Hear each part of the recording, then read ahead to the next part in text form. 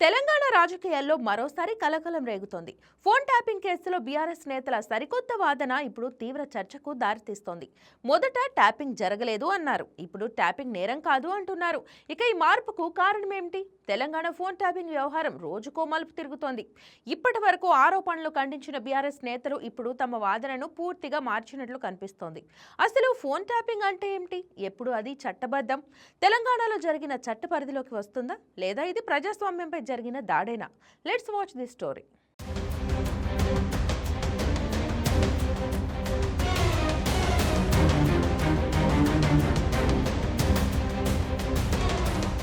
దేశంలో phone tapping అనేది పూర్తిగా నిషేధించబడిన అంశం కాదు. ప్రజా భద్రత, ఉగ్రవాద కార్యకలాపాల నివారణ, మాఫియా నెట్వర్క్లను ఛేదించడం వంటి సందర్భాల్లో కఠినమైన నిబంధనలతో ప్రభుత్వానికి నిఘా పెట్టే అధికారం ఉంది.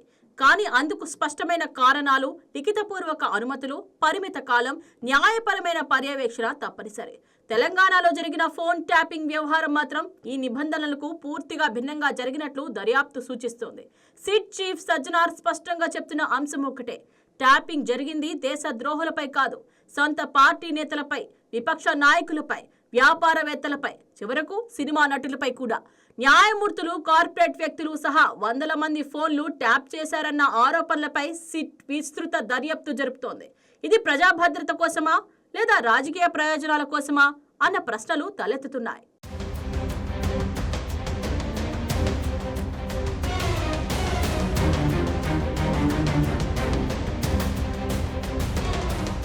ఒక వ్యక్తి వ్యక్తిగత జీవితాన్ని, వ్యాపార రహస్యాలను, వ్యక్తిగత సంభాషణలను అక్రమంగా సేకరించడం భారత రాజ్యాంగం హామీ ఇచ్చిన రైట్ టు ప్రైవసీకి పూర్తిగా విరుద్ధం.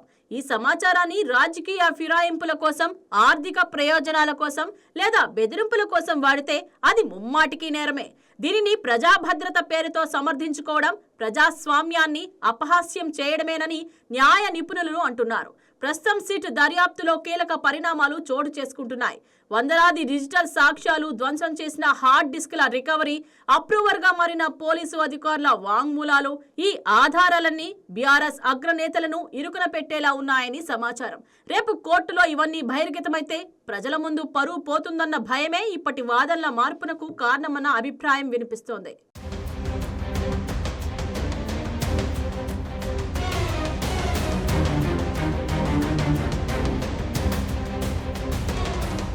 ఒకప్పుడు తాము ట్యాపింగ్ చేయలేదన్న నేతలు ఇప్పుడు ట్యాపింగ్ నేరం కాదని ఎందుకు అంటున్నారు? అంటే పరోక్షంగా ట్యాపింగ్ జరిగిందని ఒప్పుకున్నట్లేనా? సాక్ష్యాధారాలు అడ్డంగా దొరికిపోయాయా? రాజకీయ విశ్లేషకుల అభిప్రాయం ప్రకారం ఇది వ్యూహాత్మక నార్మలైజేషన్ ప్రయత్నమా? అందరూ ట్యాపింగ్ చేస్తారు, ఇది సాధారణ ప్రక్రియ అంటూ ప్రజల్లోకి వాదన వదిలి రాబోయే ఆధారాల తీవ్రతను తగ్గించాలన్నది బీఆర్ఎస్ నేతల ఎత్తుగడగా భావిస్తున్నారు. ఒకరి వ్యక్తిగత గోప్యతను హరించడం తప్పేనని తెలిసినా ఇలాంటి వాదనలు చేయడం వారి నైతిక పతనాన్ని సూచిస్తోందన్న విమర్శలు వినిపిస్తున్నాయి.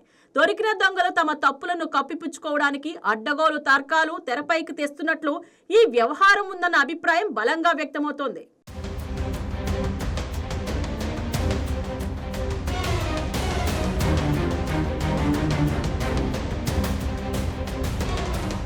మరోవైపు గత ప్రభుత్వ హయాంలో ఫోన్ ట్యాపింగ్ ను ఒక ఆయుధంగా వాడుకున్నారని కాంగ్రెస్ ఆరోపిస్తోంది.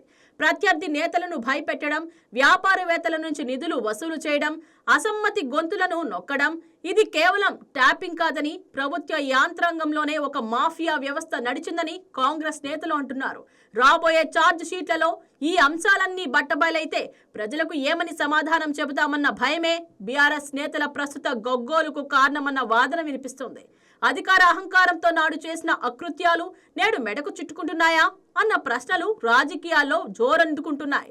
లీకులు ఇస్తున్నారని ఆందోళన చెందడం కాదు, చట్ట విరుద్ధంగా ట్యాపింగ్ చేయడానికి ఆదేశాలు ఇచ్చింది ఎవరు అన్న దానికి సమాధానం చెప్పాల్సిన అవసరం ఉందని విమర్శకులు అంటున్నారు. రాజకీయాల కోసం పోలీసు వ్యవస్థను భ్రష్టు పట్టించి ఇప్పుడు అది నేరం కాదని వాదించడం ద్వారా బీఆర్ఎస్ మరింత పలచనవుతోందన్న అభిప్రాయం వ్యక్తమవుతోంది. ఫోన్ ట్యాపింగ్ కేసు కేవలం ఒక న్యాయ వ్యవహారంగా కాకుండా ప్రజాస్వామ్యానికి జరిగిన దాడిగా మారిందా? బీఆర్ఎస్ నేతల వాదనల మార్పు వారి భయాన్ని బయటపెడుతోందా? ఈ కేసు ఎటు దారి తీస్తోంది? రాబోయే రోజుల్లో తెలంగాణ రాజకీయాలను ఇంకెన్ని మలుపులు తిప్పుతోందో చూడాలి.